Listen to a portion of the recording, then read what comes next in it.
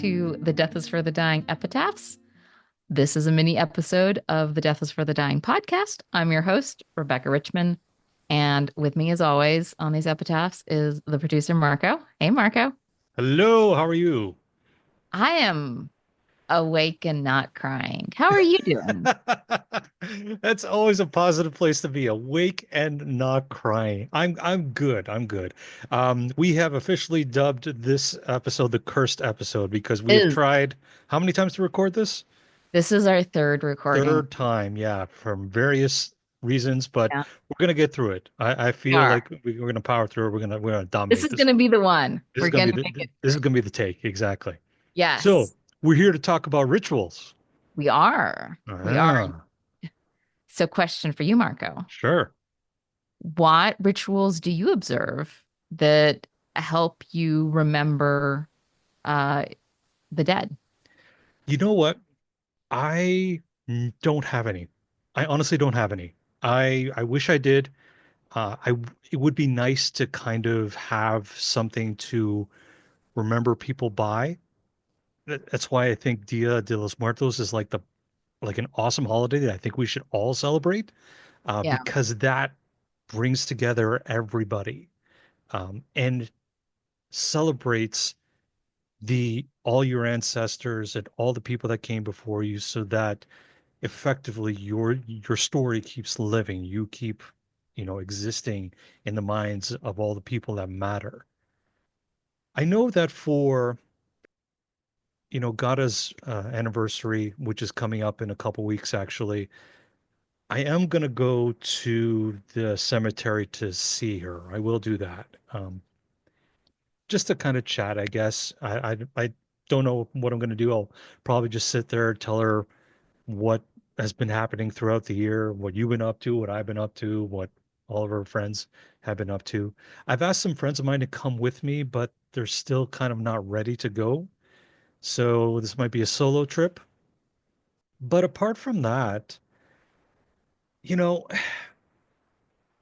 the only real death that I remember, or I know the date of, is my grandmother passing away. Because that day was pretty traumatic and etched in my brain. And it also happens to coincide with the birthday as well. So that makes it easier to remember. But at the same time, um, I do remember that day. And I think the only ritual I have for that one is I call my mom just to say, how you doing?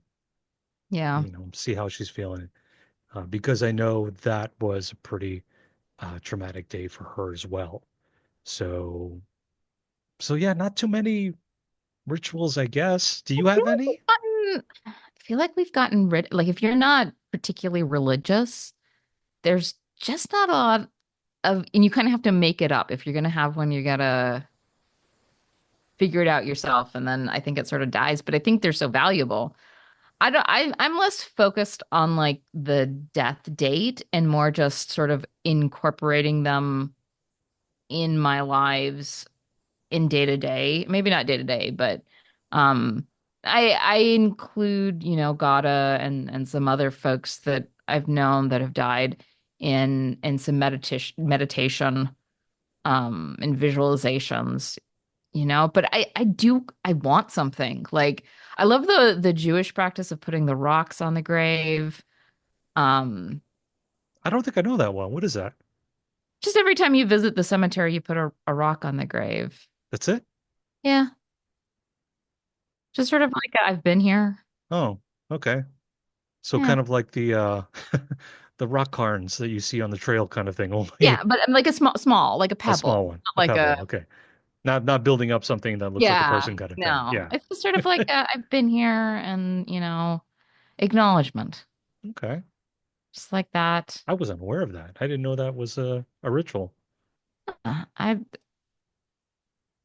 I'm now having to Google it. Yeah, so it's part of the burial mitzvah. Um, and it's a sign of permanence. So like flowers will fade, but the stone stays there forever. So Oh, I like that. I like that. yeah. So I like that, but I also haven't, I mean, God has been as close as I've come to like a significant death Mm. that I would want to memorialize. So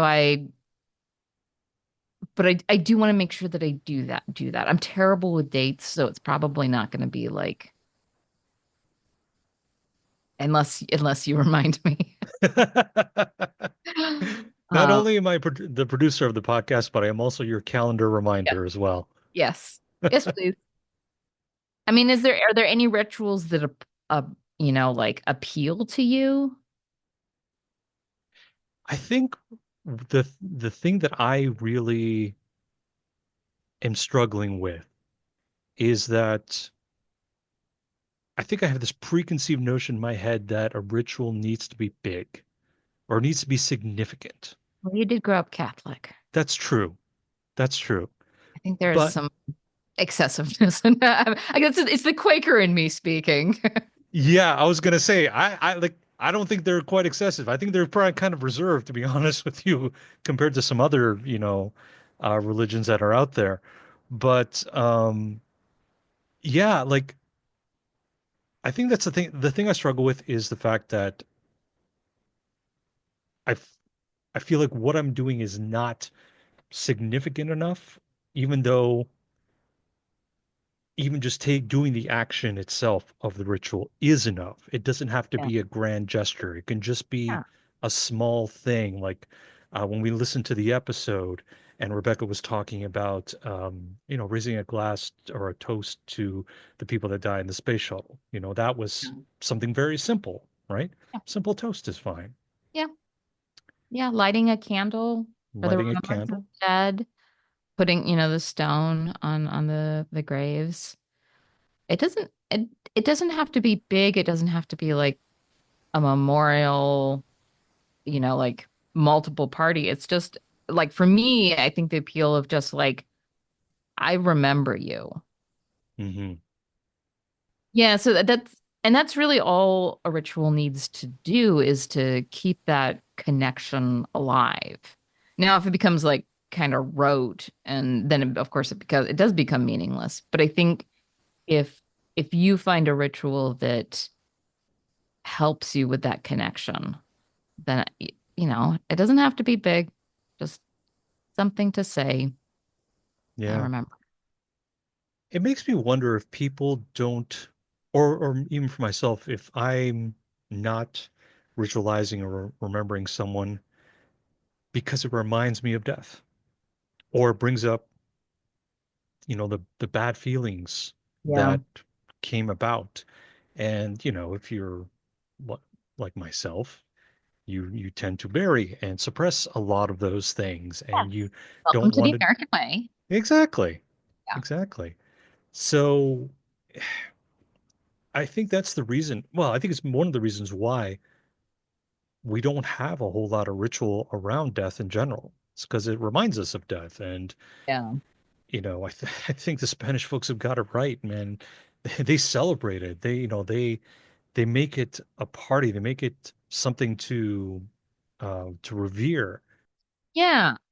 And you're still family. You may be dead, but you're still family. Where Exactly. we kind of like we let we let loved ones just disappear from our lives. Hmm. And I don't think it's emotionally healthy. I tend to think of ritual as psychological tools to handle those emotions, to like do something with them and not just like let them sit or even worse, just let them sink to the bottom so that you can pretend that you don't have them. Yeah. Yeah. That's a really good way of looking at it. They are tools essentially, you Yeah. know. Same thing that you would maybe see in, cognitive behavioral therapy. Like a lot of folks are, if you do journaling, that's a ritual almost where you're just trying to process that. Um, Maybe a ritual could be, doing something creative with that memory, putting something online, creating a video, creating a podcast, whatever works. Meaning you put into an action, right? Right. That makes it a ritual. Right. And then the repetition of it. Yes, yes. And the forgiveness is as well to be okay with if you forget to do it at the right time. You can do it There's later. you could do it later, exactly. I mean, sometimes you could do it at maybe certain events that were meaningful to that person. Either, maybe it was the birthday and anniversary, um, a time where you guys did something together and it was just absolutely fantastic. You laughed your butts off kind of thing. Could be even quasi religious happen. You can do it on holiday, Thanksgiving. What's the other one? The summer solstice, the winter solstice, you know, any of those dates are great where you can just bundle all those people together and be like, hey, I remember you. I think. I think it's important for us to keep that connection there. And but it's like any relationship, you have to put the work into it. Mhm. Like if you were to just kind of like ignore your wife and ever You, connect with her. you mean like what I did today? Completely ignored her all to and just worked in the Yeah, shop all exactly. day?